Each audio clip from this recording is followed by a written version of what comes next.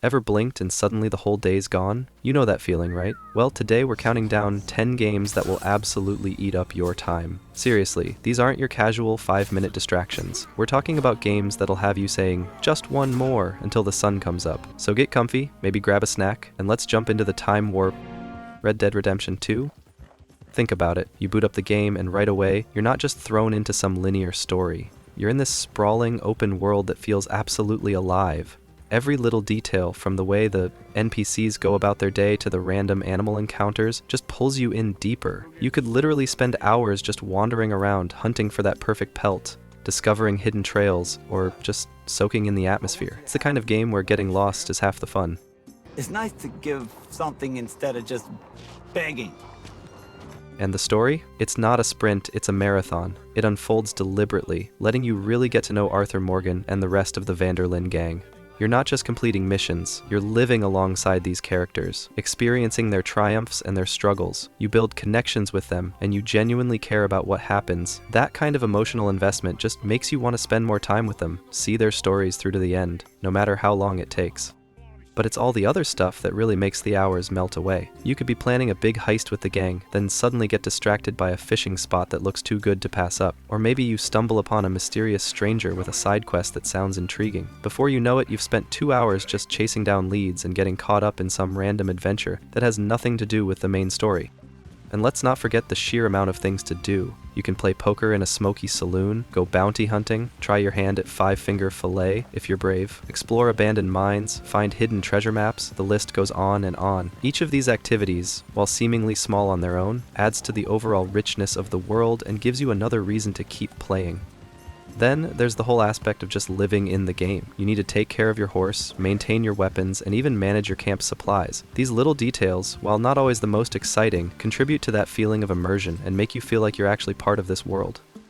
So yeah, Red Dead Redemption 2 isn't just a game you play, it's a world you inhabit. It's a slow burn experience that rewards patience and curiosity, and it's packed with so much to see and do that you can easily lose hundreds of hours without even realizing it. It's a masterpiece of world building and storytelling that will absolutely steal your time in the best possible way.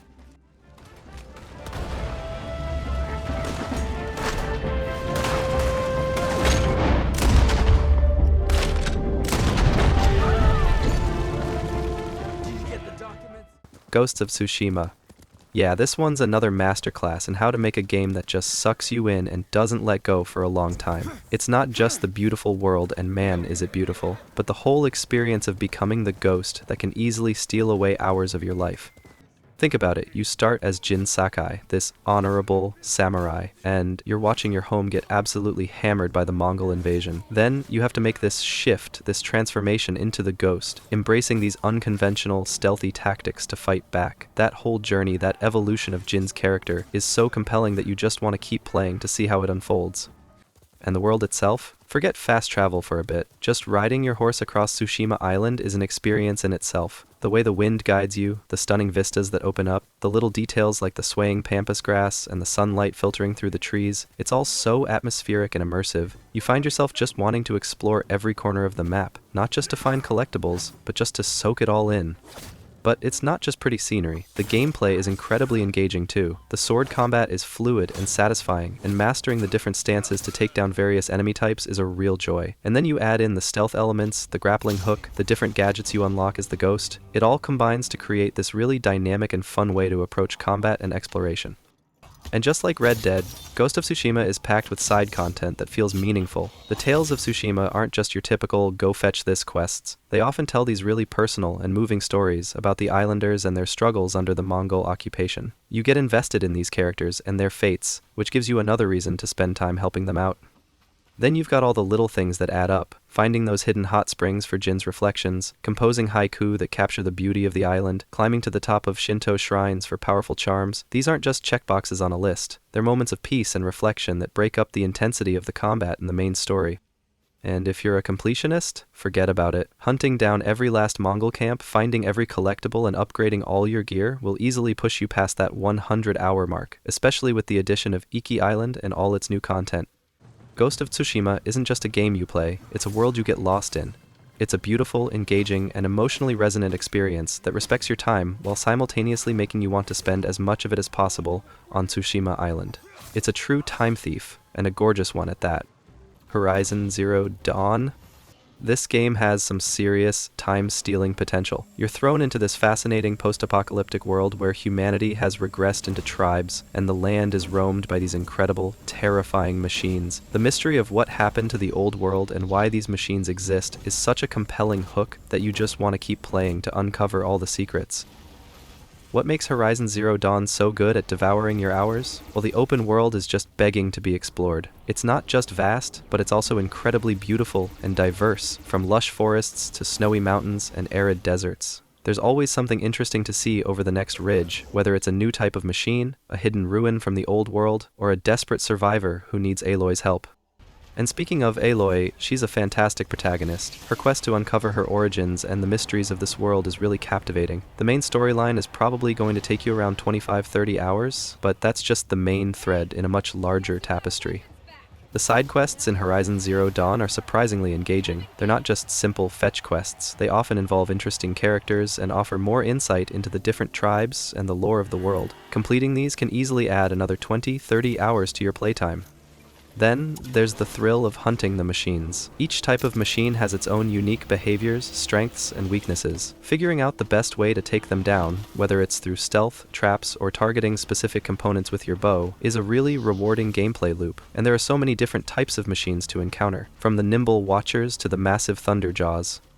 Exploring the Cauldrons, these underground facilities where the machines are created, offers challenging platforming and combat encounters, and rewards you with new machine overrides, which can change how you approach combat in the open world. And if you're a completionist, oh boy, there's a lot to keep you busy. Tracking down all the collectibles like Vantage Points, Metal Flowers, and Ancient Vessels, completing all the Hunting Grounds challenges, and clearing out all the bandit camps can easily push your playtime into the 60-80 plus hour range. And that's not even including the Frozen Wilds DLC, which adds a whole new area to explore, new machines to fight, and a compelling new storyline that can add another 10-15 hours. Spider-Man 2. Swinging through the incredibly detailed recreation of New York City as both Peter Parker and Miles Morales is an absolute blast, and yeah, you can definitely lose a good chunk of time just soaring between skyscrapers and getting caught up in all the superhero action. What makes Spider-Man 2 a potential time thief? Well, for starters, the traversal is just so damn fun. The web-swinging mechanics are buttery smooth, and with the new web wings you can glide across the city at incredible speeds. Just zipping around Manhattan and exploring all the different boroughs is a joy in itself, and you can easily spend hours just doing that. The main story is a compelling one, juggling the personal lives of Peter and Miles with the threat of Kraven the Hunter and the terrifying symbiote. It's a narrative that really grabs you and makes you want to see how it all unfolds. You're probably looking at around 15-20 hours for the main story, but that's just the beginning. The open world of Spider-Man 2 is packed with side activities and collectibles. You've got FNSM requests that offer little snapshots into the lives of New Yorkers, photo opportunities to capture iconic landmarks, spider bots to track down, and various challenges that test your combat and traversal skills. Completing all of these can easily add another 15-20 hours to your playtime. Then there are the character-specific side missions. Playing as both Peter and Miles offers unique storylines and challenges that delve deeper into their individual journeys and relationships. These missions are often really well written and add a lot of emotional depth to the game. And let's not forget the upgrades. Unlocking new gadgets, suit mods, and combat abilities for both Spider-Men is a significant part of the progression. Experimenting with different loadouts and mastering their various skills can keep you engaged for a long time. If you're a completionist aiming for that platinum trophy or 100% completion, you're probably looking at around 30-40 hours, maybe a bit more if you really take your time to explore every nook and cranny of the city and enjoy the web swinging. While it might not be in the same 100+ hour territory as some of the other behemoths we've mentioned, Spider-Man 2 is so much fun to play and its world is so engaging that you can easily lose a significant chunk of your weekend, and maybe a few weeknights, to it. Black Myth Wukong. I've been exploring every inch of its breathtaking world, I've been getting my butt handed to me by its incredible bosses, and I've been absolutely lost in the magic of Black Myth Wukong. And let me tell you right now, if you're looking for a game that will steal your entire weekend, and probably a good chunk of the following week, this is it. From the second you boot this thing up, you are transported. The visuals? Forget what you've seen in trailers. Playing it is a whole other level. I've literally just stopped mid-combat sometimes to just pan the camera around and take in the sheer artistry of the environments. The way the light filters through the leaves, the detail on the enemy designs, it's insane. My screenshot folder is already overflowing. And the combat? Man, where do I even start? It's got that satisfying weight and precision that makes every victory feel earned. Trust me, you'll be dying. A lot. But it never feels unfair. You learn the enemy patterns, you master the Destined One's staff techniques, and let me tell you, there are so many to learn, and when you finally nail that perfect parry or unleash a devastating transformation, you're gaming bliss. I've spent hours just in combat encounters trying out different approaches and feeling like a total badass when it finally clicks. Speaking of transformations, these aren't just cosmetic, folks. They completely change how you play. Need to be quick and agile? Shift into a smaller form. Facing a crowd? Unleash something massive and powerful. I've had so much fun experimenting with these. Finding the right transformation for the right situation, it adds a whole layer of strategy to every fight. The bosses? Oh my god, the bosses. Each one feels like a mini event. They're huge, they're intimidating, and they have attack patterns that will test your reflexes and your patience. I've definitely had a few rage quit then immediately reload moments with some of these guys, but that feeling of finally taking one down after multiple attempts, it's addictive. You feel like you've actually accomplished something. And the story, the world, it's all so rich. Even if you're not a Journey to the West expert, I wasn't going in. The way they tell this story, the characters you meet, the lore you uncover, it's all so engaging. I've found myself actually wanting to learn more about the mythology behind it all. Mass Effect series. Alright, let's talk about the Mass Effect series. And when I say series, especially if you're diving into the Legendary Edition, you're not just looking at one game, you're staring down the barrel of a commitment. This isn't a weekend fling, this is a potentially months-long, emotionally charged space opera that will absolutely steal hours, no, days of your life, and you'll probably thank it for it. Man, the Mass Effect trilogy, where do I even begin? I remember picking up the first game way back when, and I had no idea I was about to embark on one of the most immersive and unforgettable journeys in gaming history. And with the Legendary Edition, bringing all 3 games together with enhanced visuals and quality of life improvements, forget about it. Your free time is officially in danger.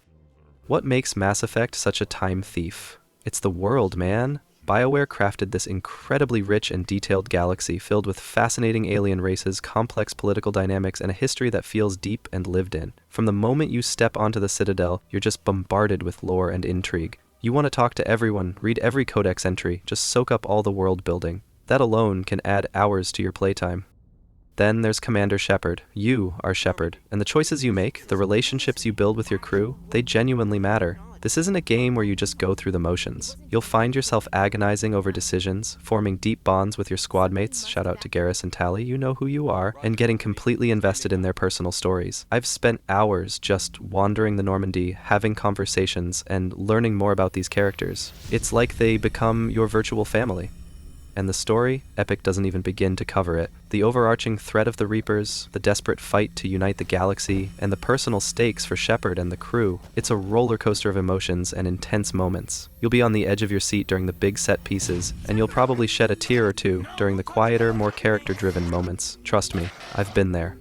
Now let's talk about the sheer amount of content. Each game on its own is a substantial experience. You've got the main storylines, which are already pretty meaty, but then you factor in all the side quests, the loyalty missions for your squad mates, which are often some of the best content in the games, and the exploration of countless planets. If you're any kind of completionist, you're looking at easily 8,100 plus hours per game, and with 3 games in the Legendary Edition, we're talking about a potential time investment of hundreds of hours.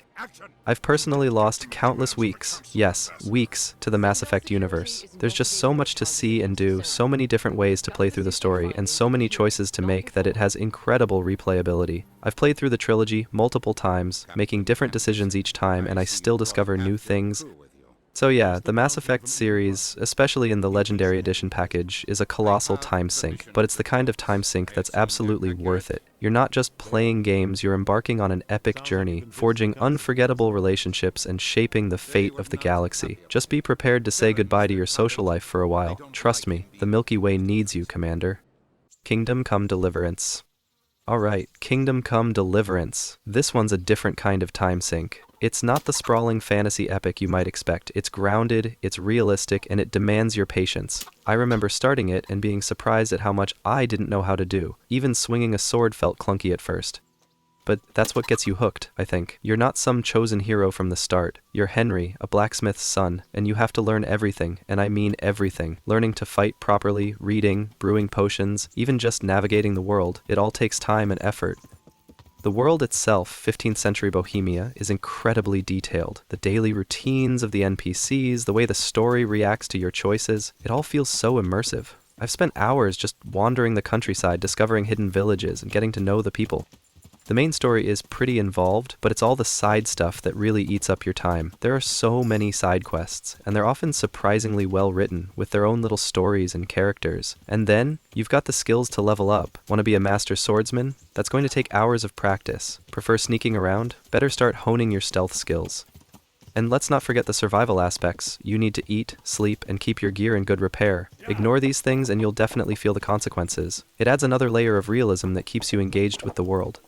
I've easily sunk over 100 hours into Kingdom Come. It's not a game you rush through. It rewards taking your time, exploring, and really immersing yourself in its historical setting. It can be challenging and sometimes even frustrating, but the sense of accomplishment you get from mastering its systems and seeing Henry grow is incredibly rewarding. It's a time sink, for sure, but it's a deeply engaging one if you're looking for something different. Batman Arkham Knight. Alright, Batman Arkham Knight. Cruising around Gotham in the Batmobile for the first time? Yeah, that eats up hours on its own. Just tearing through the streets and feeling like the actual Batman is a blast. The main story is solid, but it's all the extra stuff that really makes the time vanish. You've got the most wanted missions, going after villains like Penguin, Two-Face, Harley Quinn. Those can keep you busy for a good while.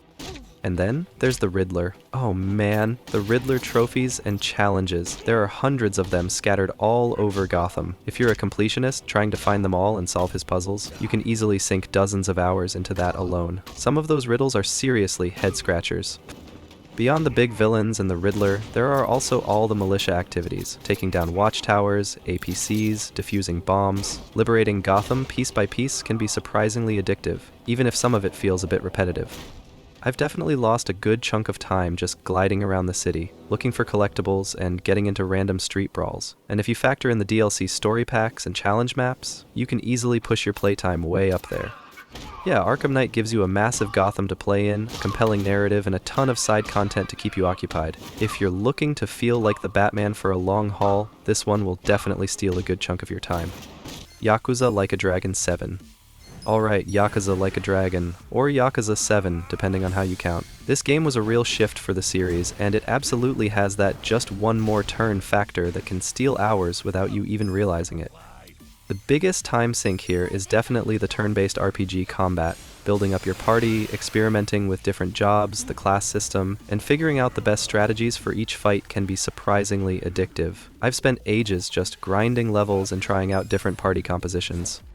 And just like the other Yakuza games, Yokohama is packed with sub-stories. These little side narratives are often hilarious, heartwarming, or just plain bizarre, and I always find myself getting sidetracked by them. You start one, thinking it'll just take a few minutes, and then suddenly an hour has gone by.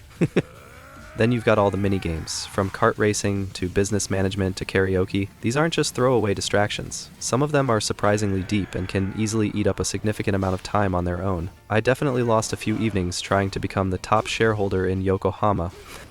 Leveling up Ichiban in your party, crafting and upgrading gear, it all takes time and investment. You want to make sure you're strong enough to take on the tougher enemies, and that often means spending extra hours grinding and exploring. If you're a completionist, aiming to finish all the sub-stories, master all the minigames, and max out all your jobs, you're easily looking at 80, 90, maybe even 100 plus hours. There's just so much to do in Yokohama. Yeah, Yakuza Like a Dragon offers a unique blend of a compelling story, engaging turn-based combat, and a ton of quirky side content that can keep you hooked for a very long time. It's a different kind of time sink compared to open-world exploration, but it's just as effective at making your free time disappear. You'll be sorry now. Cool.